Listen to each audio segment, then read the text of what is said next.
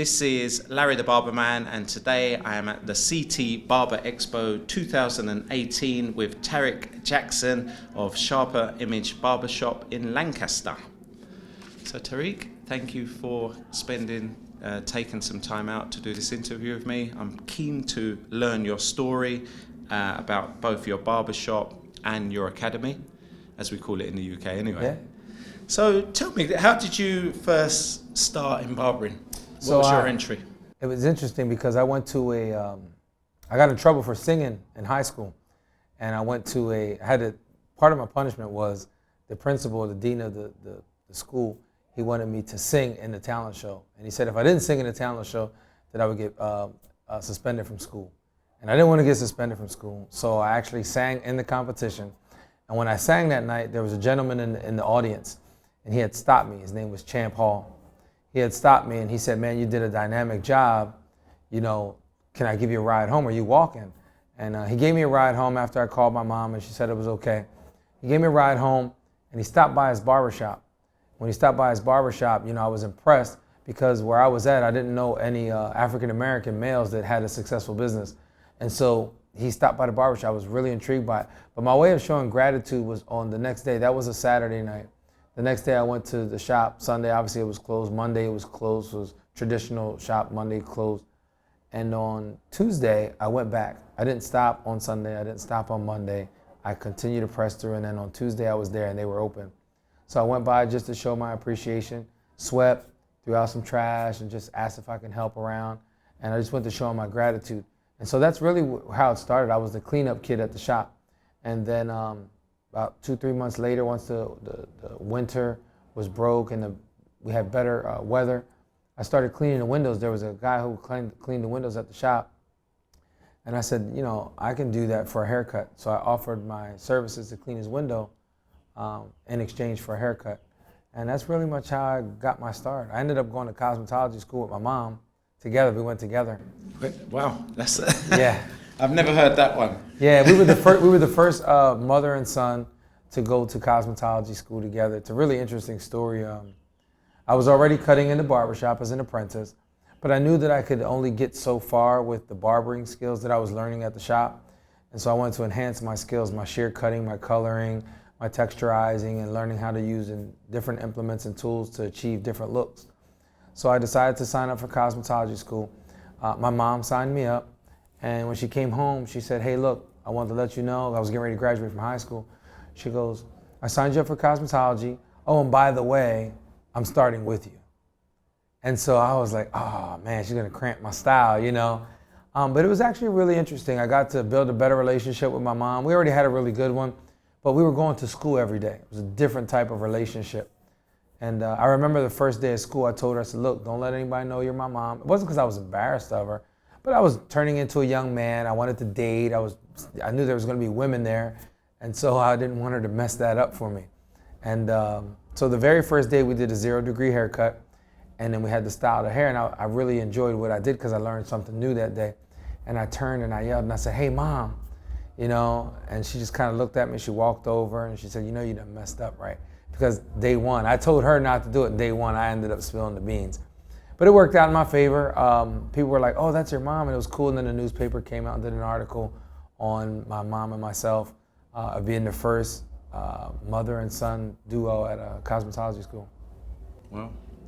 And how long was you working for someone before you started the Sharper Image Barbershop? So I worked at Champs for about 8 years. I got my barber license. I ended up getting my manager's license a year later, and then in about 8 years I was running his shops before I branched off to open my own. Okay, and you have 2 barbershops, is that right? Yeah, I got 2 locations, a Sharper Image 1 and Sharper Image 2 in Lancaster, Pennsylvania. And tell me what kind of experience a typical customer could experience from the moment they open the door and walk into your shop. One of the bigger things I think that we have really implemented in our shop, we utilize technology. You know, people are, they might be at home, but they live in their phones. You know, they're playing games on their phones, they're on social media on their phones. And so what we decided to do is put our shop in their phone. So we developed an app. And in our app, it's a proprietary app that just brands our business, brands who we are as a business, loyalty programs, incentives, and things like that. So what you experience when someone first walks in is an app, a technology experience. And I say that because most of our clients are either scheduling from their phone or they're signing in on a walk-in list from the phone, which is interesting because when they walk in, we do have a sign-in kiosk, and majority of our clients, because they've already signed in, they don't have to sign in on a kiosk. And it's really cool because we get to see who the customer is. And the biggest part about that is that we can acknowledge them by name because they've already signed in. We know who they are. We can call them, hey, Larry the Barber, I'm ready for you.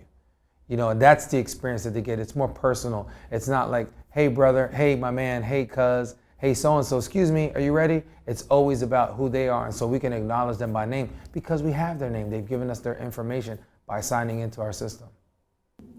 Okay, so I want to go on to the academy, but before going on to your academy, I want you to tell me about, you've got a podcast, is that right? Going on actually, Tuesday night? Yeah, so what I have is, it's more like a video cast. But I do have a lot of people that they listen to it on their way to work through their phones and their Bluetooth systems. So I have a personal app, it's Tyrik Jackson app. Inside that app, I have over 50, close to 60 hours of video content of business stuff, budgeting exercises, credit tools. There's so many things to help the business mind of the barber and the young apprentice. A lot of the barbers, we're evolving, we're growing as an industry, but I think the mindset for a lot of the barbers is still the same. It's a hustle, it's not a profession. And I'm trying to really change the mindset and make it cool to be a profession. So on the podcast, generally what it is I go live every Tuesday morning, 9:30 a.m. Eastern time. And I do a live broadcast from my Instagram page. And what happens is we have several hundred people tuning in. It'll stay steady a little around 120, 130 people. It's gone up as much as 210 people at one time. And it's just, but I'll have a couple hundred that'll be in there. But it's just a dynamic experience. I'm really just talking. It's almost like a Sunday service, you know, but the difference is that people can give immediate feedback. So I'll comment and I'll pick up different topics. And then those topics, I'll discuss them for 40 minutes. Then I open it up for about 10 minutes of questioning at the end. But throughout the entire live feed, people are commenting on the feed. They are like, oh my God, I really needed this. Thank you so much. Oh, I never thought of it that way. This is dynamic. And so people have been subscribing to my in my app. My app is free. I got a lot of tools in there that are free. But in order to review or preview all the old lives, I have hours and hours of lives. They would subscribe monthly to that. Okay, so I kind of get the impression that you try to touch on subjects that are overlooked by the average barber. Absolutely. In terms of barber business. Absolutely. Okay. Absolutely. And what would you say your most popular talk has ever been on your 60 hours? Wow, you know, if I could say 3 of them. Okay. So I think the simple stuff was always the ones that really, it's kind of weird. You do this amazing cut or whatever, because some of them are demonstrations. I did a color video one time, and I thought that would be the wow factor, you know. But I did a small video, and I did a haircut procedure at the shop on live, and I pulled out this little $30 newer light that I purchased on Amazon because my friend who was a barber and photographer said, I think you need to invest in a light. And I bought a camera, but I know not everybody can afford an expensive camera. You know, to have good equipment, it costs a lot of money. And so with a good phone and proper lighting, you can take an amazing photo. And really what I was doing is, hey, if you're going to put photos up, put photos that are appealing to people, put photos that people want to look at. And if you do that, here's a simple way. It was a $30 light with your cell phone. I think I've had maybe 40,000 views on my page, and I don't even have 40,000 followers at the time. You know, I think I was about at 29,000 followers at the time when I dropped that video, and it went everywhere. I mean, my personal views were almost 40,000, and then the other repost pages just, I'm not gonna say it was 1 million, but it was a lot of views, several 100,000 views of that particular video. So that was one. Most recently, I talked a little bit about my upbringing and how I dealt with depression at one point. And I think that hit home because it was so real. I talked about how, trusting the process is not always fun. So I think the other video most recently I put out was called Trusting the Process is Not Always Fun. And it was interesting how it happened. I was talking about a time in my life where I was very depressed. I was brokenhearted and I was depressed, but I was going to the barbershop every day.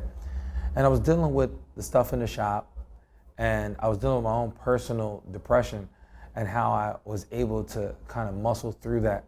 I'm drug-free, alcohol-free, smoke-free. I've never tried any drug, no alcohol, no cigarettes.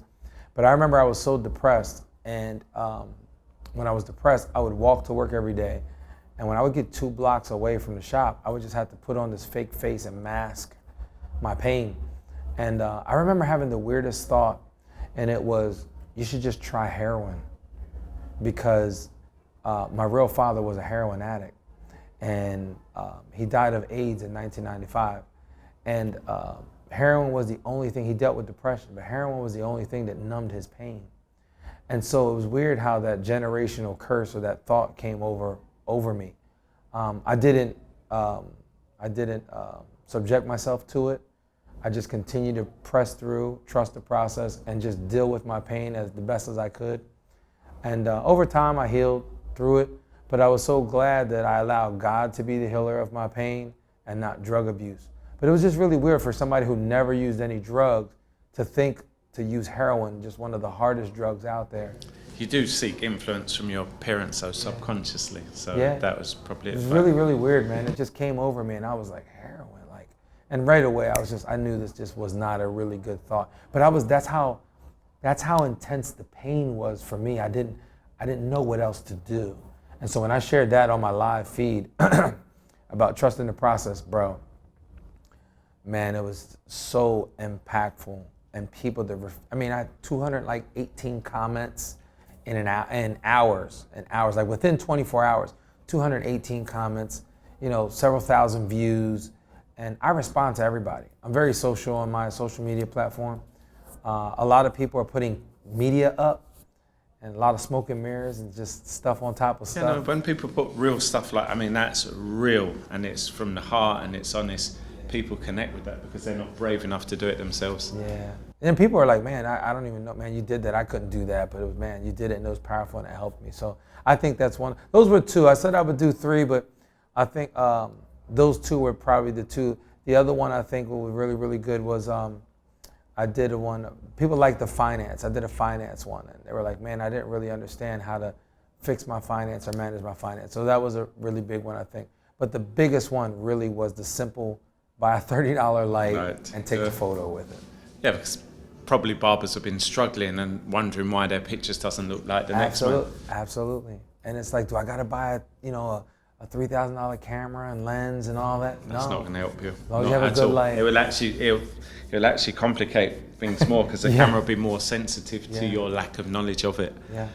It's funny because I had the client sit on a chair, like we had an aluminum trash can, and so I would take the photo on the trash can. And so people are like, you're taking these amazing photos with your client sitting on an aluminum trash can with a $30 light. And it was just so simple, but practical. And I think it helped a lot of people, so that's why I went viral. Yeah, I would say so. Yeah. So let's go on to your academy. The name of your barbering academy is called? Premier Barber Institute. And what differentiates you from all the other barbering schools in the area? Well, there's 2 things actually. One is that we're the only Title IV funded, so we offer financial aid here in the United States. If you want to go to school, you either self-pay or you go to a school that's accredited and has federal funding. So the government helps assist students go to school if they're eligible, and a lot of people are eligible, which means there's a lot of regulations and red tape that you got to cover in order to offer financial aid. So that's one that we've covered all that red tape. They examined our school, they scoped it, they probed it, and said that this school is eligible for financial aid, so we provide financial aid. And we don't have a school within 28 miles of our location. And right at where we're located, right outside of Philadelphia, highly populated, a lot of barbers, a lot of illegal, unlicensed barbers. And in Pennsylvania, you need a license to practice as a barber. That's one. I think the other unique thing is that my school isn't confined to four walls.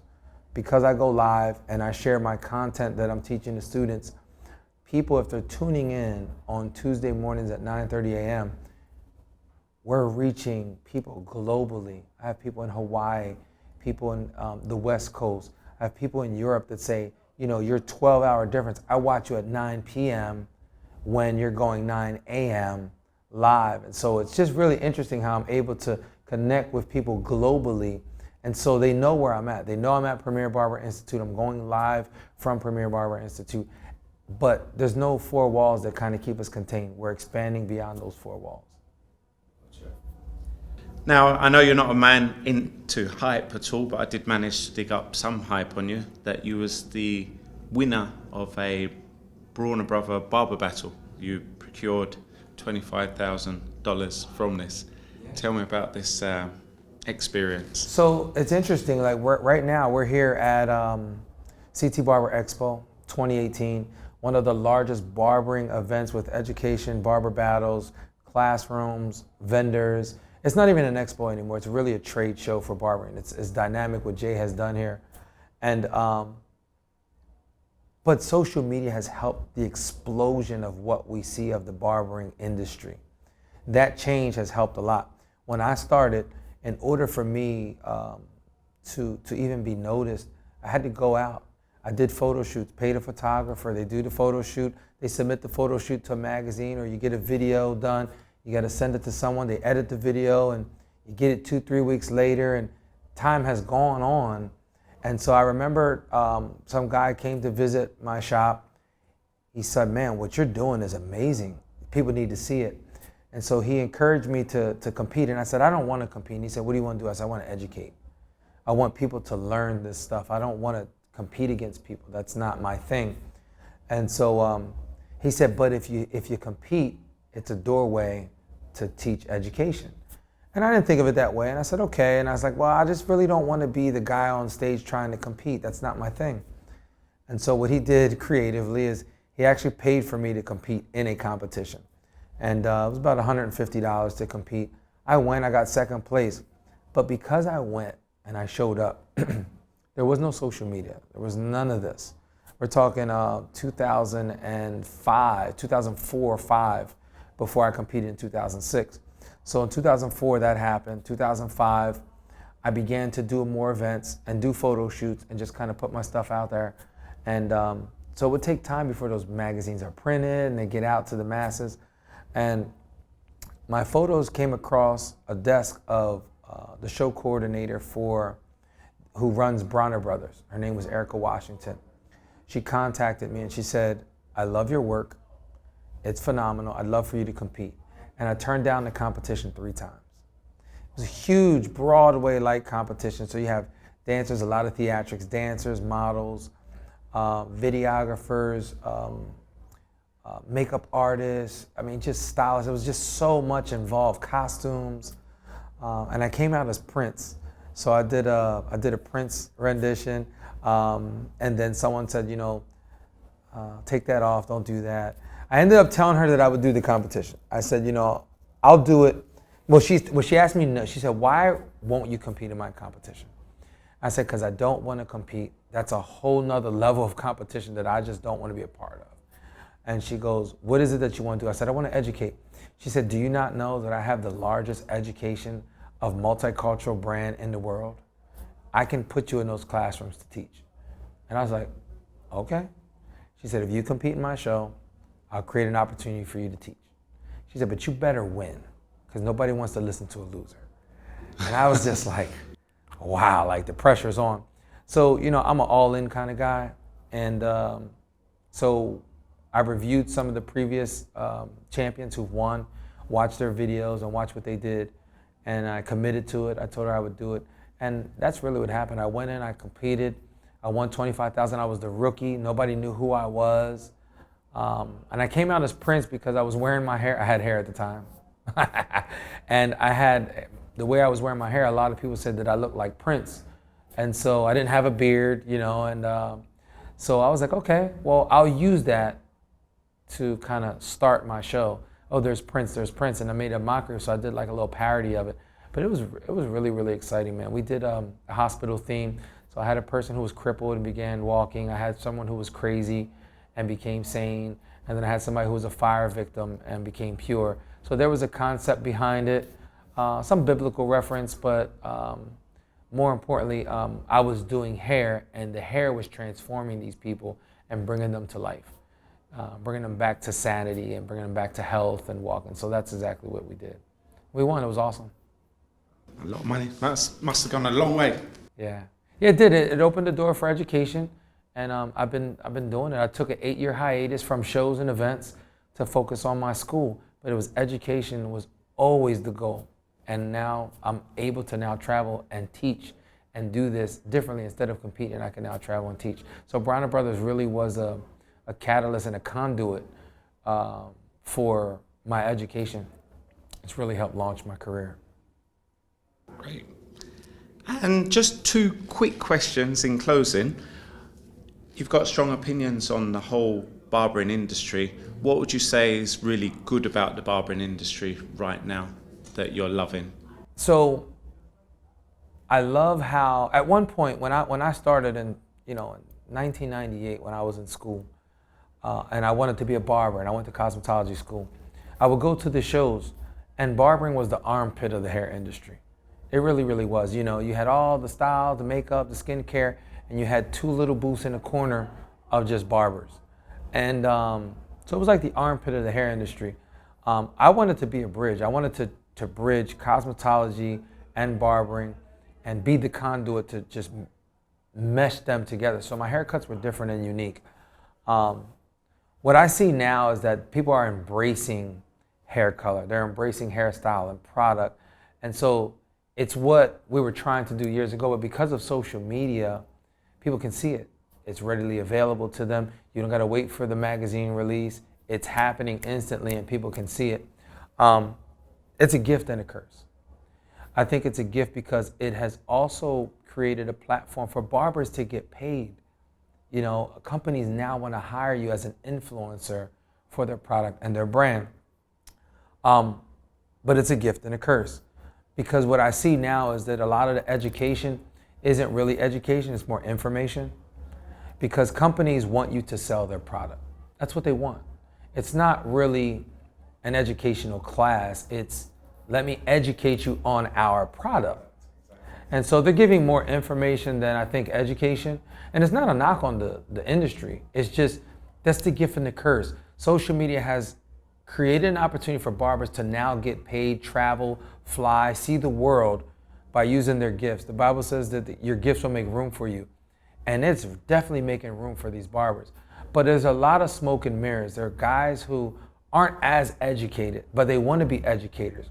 What they are barbers trying to educate. I think the difference between me is that I'm an educator who happens to cut hair. That's what I do. So I think when the companies are hiring barbers, it's great.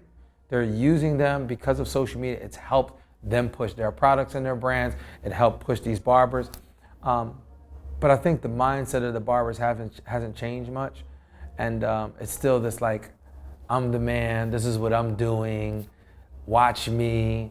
And they're not being social. You like their photos, they don't comment back, they're not communicating back with you. I try my hardest to communicate back with everybody that engages with my content. I'm not really concerned with 1 million followers. I just want the 10 followers that want the information, the 100 followers that want the information. In my case, it's close to 40,000 followers now that want the information. And what bad things do you think are taking place in the industry that could be detrimental to it right now? Some of the bad things that could be detrimental. If we don't elevate the industry, we don't change the mindset, then we continue the perpetual cycle of barbers doing the same old, same old. And so what I think is going to happen is these companies are going to begin to understand that some of the barbers that they're hiring have fake pages and fake followers and fake information. So the smoke and mirrors is getting exposed. At one point you had repost pages that were charging to promote. People aren't paying for promotion on pages anymore because there's a lot of pages with fake followers and fake likes and fake comments. And so when you have that, that's the bad part. If we continue that cycle and continue to encourage the fake, the unreal, it just is going to it's only going to get worse. And so people are getting paid to have fake content, you know, when people should be really sharing who they are. And so I think if we could change the mindset and let them know that it's okay to be yourself. I mean, you look at Cardi B. You know, Cardi B is exploding as an artist, but she's not an artist. She's not the best lyricist in the world. She's not a Beyonce with musical background. She's not that, you know, but she's somebody who is telling her story. And through her music, you can hear her story. You can hear what's happening with her, how she has grown. So it's tremendous to see what's happening. And if people are beginning to do that and really share their story, then I don't think we'll see the detrimental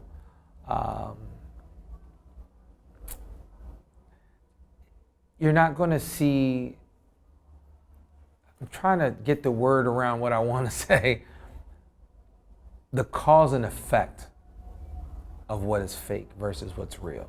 Companies are going to begin to get rid of some of the barbers and hire real educators because they got the influence now. But then when they see these guys on stage and they're not educating properly, they're going to either train them or they're going to get rid of them and hire somebody who can really teach with real information, with real product knowledge and real technique. I mean, I've been listening to educators, and it's kind of so-called educators, you know, and they're just telling a lot of stuff that's not real. You know, it's sad. It's sad because as an educator, I want to learn some stuff from you. I want to take some stuff and share it back with my students or share it in my live feed. Like I was at the show and I got to hear so and so, and he said something that was so powerful, and it's kind of hard. I'm kind of trying to sift through the dirt and find the gold. Canvassing. It's not there, man. It's not totally there. So I think that's what's going to be detrimental if we continue to encourage that. Then we're not going to elevate the mindset of the barber. We're not going to grow in that regard. Tyrik Jackson, thank you so much for sharing your words of advice, your experience, your knowledge on the barbering industry. I'm sure a lot of people find a wealth of information in the interview that you've just given me, and keep doing what you do.